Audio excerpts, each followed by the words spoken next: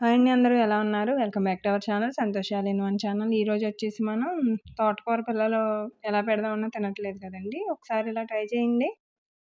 ఏదో ఒక రకంగా పెట్టాలనుకుంటాం కదా, అందుకని ఈ విధంగా పకోడీలు ట్రై చేయండి తోటకూరతోని. టేస్ట్ అయితే చాలా బాగుంటుంది. ప్రాసెస్ సింపుల్ అండి. ప్రాసెస్లోకి వెళ్ళిపోదాం. ముందుగా ఒక కొట్ ఒక కట్ట తోటకూర తీసుకున్నాను నేను. ఇది శుభ్రంగా కడిగేసుకుని నీట్గా పక్కన పెట్టుకోవాలి. ఇందులోనే 2 పచ్చిమిర్చి చిన్న చిన్న ముక్కలుగా కట్ చేసుకున్నాను. అలాగే ఒక ఆనియన్, పెద్ద ఉల్లిపాయ ఒకటి ఇలా సన్నగా పొడవుగా కట్ చేసుకుని వేసుకోవాలి. ఇందులోనే అలాగే ఒక చిన్న అల్లం ముక్క కచ్చాపచ్చా దంచుకున్నానండి, అది కూడా వేసేసుకుందాం.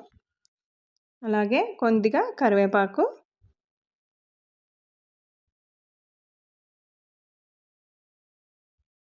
ఇందులో రుచికి సరిపడా ఉప్పు వేసేసుకుందాం.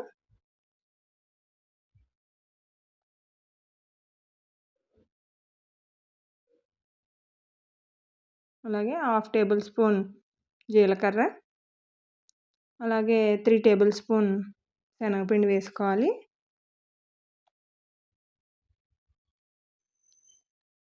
ఇందులోనే 2 టేబుల్ స్పూన్ వరిపిండి, క్రిస్పీగా వస్తుందండి వరిపిండి వేసుకోవడం వల్ల. ఇవన్నీ బాగా కలిపేసుకుందాం ఒకసారి బాగాని.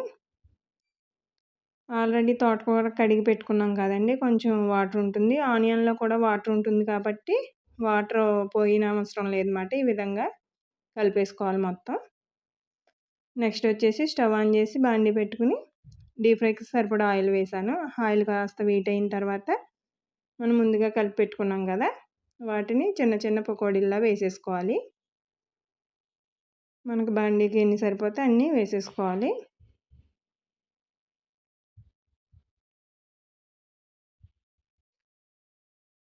వెంటనే కలుపుకోకూడదండి, వీటిని కాస్త వేగిన తర్వాత టర్న్ చేసుకోవాలన్నమాట. తిప్పుకుంటూ వేయించుకోవాలి. ఇవి క్రిస్పీగా వేగేంత వరకు వేయించుకోవాలండి. చూసారా, ఈ కలర్లోకి వస్తాయన్నమాట. వేగిపోయినాయి, తీసేసుకుందాం. కరకరలాడుతూ చాలా బాగుంటుందండి. టేస్ట్ కూడా చాలా బాగుంటుంది. ఒకసారి ఇలా ట్రై చేయండి. అలాగే మిగిలినవి కూడా అదే విధంగా వేసేసుకుని ఫ్రై చేసేసుకుందాం.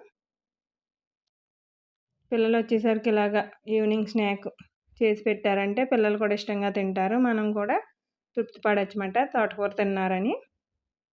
ఈ విధంగా చేసి పెట్టండి, పిల్లలు తినేస్తారు. తోటకూర అని తెలియదు కదా వాళ్ళకి. చూసారు, ఇవి కూడా వేగిపోయాయి, తీసేసుకుందాం. రెడీ అయిపోయాయి తోటకూర పకోడీ అన్నది. చాలా క్రిస్పీగా ఉంటుందండి. ఒకసారి ట్రై చేయండి. అలాగే వీడియో నచ్చితే లైక్ చేయండి, మీ ఫ్రెండ్స్కి ఫ్యామిలీ మెంబర్స్కి షేర్ చేయండి. అలాగే సబ్స్క్రైబ్ చేసుకోవడం మర్చిపోకండి. మరో మంచి రెసిపీతో మళ్ళీ కలుద్దాం. Thank you for watching.